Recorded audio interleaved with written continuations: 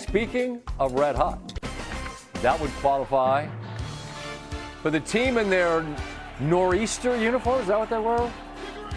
It's Rob Gronkowski celebrating his career with the Pats, retiring as a Patriot, signing a one-day contract. And the Jets say, we don't care about you, buddy. They go on a 8-minute drive, first opening drive touchdown of the season. It's 7-0.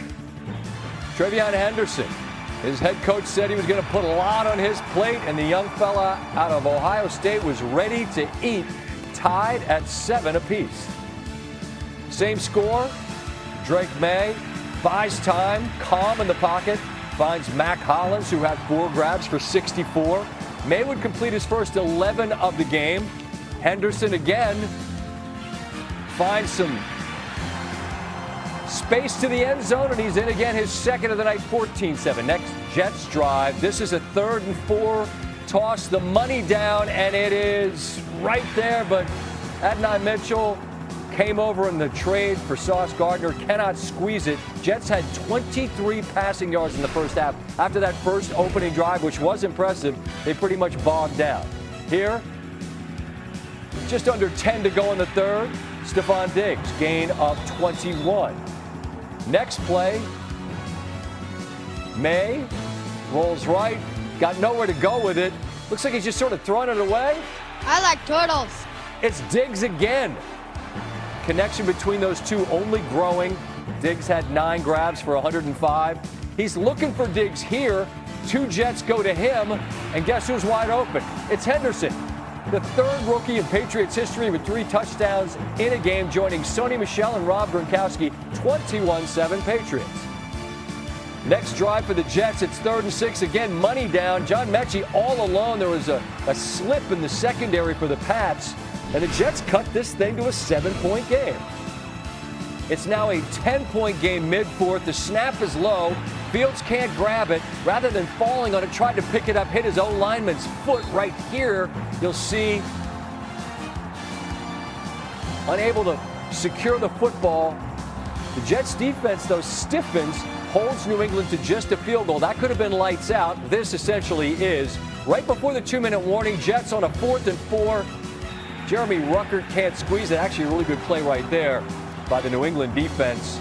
And count them up, 8 consecutive victories for Mike Vrabel and his Patriots squad. And due to the Ramondre Stevenson toe injury, these last 2 weeks on the road against Tampa Bay and now at home against the Jets have been a coming-out show for Henderson. 3 tonight, as I mentioned, Patriots rookie to do that. He's got 3 in the history, and now he's got 2 touchdowns in consecutive games for the first time for any Pats rookie since Curtis, my favorite Martin. Shout the boom wherever you are. Damien Woody in studio with us. Let's start with TreVeyon Henderson. This is one of those guys, you know how we do in preseason. Everybody gets excited when they see a rookie and it's fantasy football centric and people say, ooh, Henderson. And then he's largely forgotten, whether it's pass pro or Ramondre Stevenson, whatever it is. He now gets an opportunity. What has he shown in these 2 weeks, Damien? Yeah, I mean, literally, it's like next man up. You know, the one thing about TreVeyon Henderson, everyone has known him as the speed merchant from Ohio State.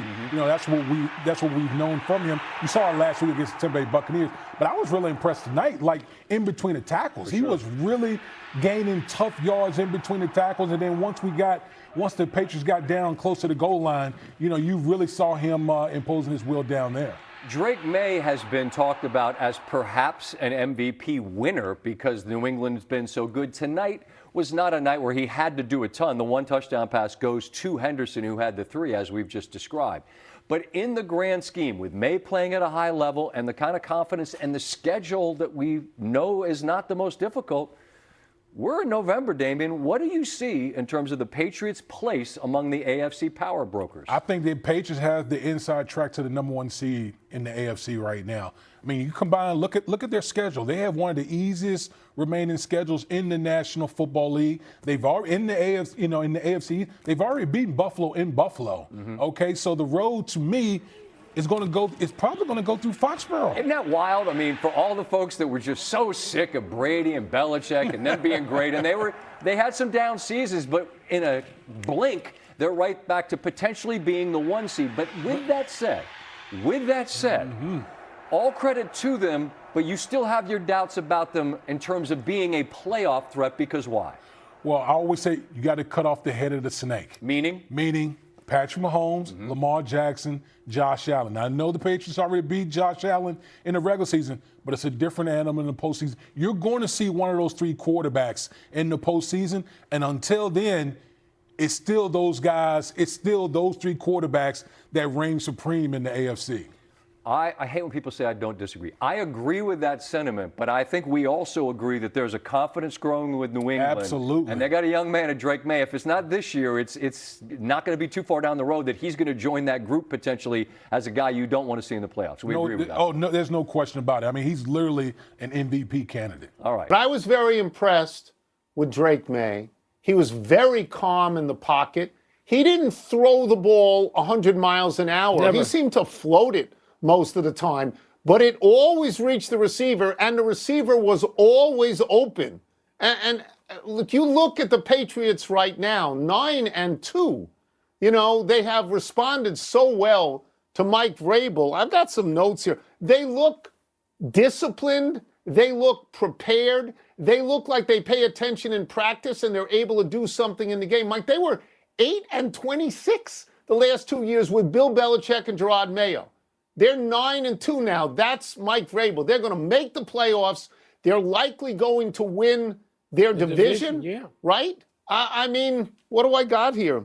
I mean, here's what they have left, right? They have one more game with Buffalo. They have one game with Baltimore. Those are hard. But after that, it's pretty much cake.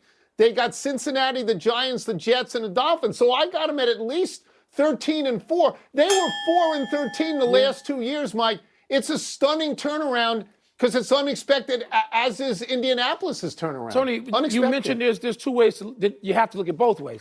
It is cake. And my problem or the issue I have is it's cake. And they've had cake before most of the schedule now. Yeah. Now, I do believe, Tone, beat the bad teams. You want to get better, and I believe in that old adage, win first, then you get good. So the Patriots are doing this. They're not the only team in the league doing it, but they're doing it, and we're going to get to a point where they're going to play those better teams, and I'm curious to see what's going to happen then. Yeah. And Vrabel's doing a hell of a job.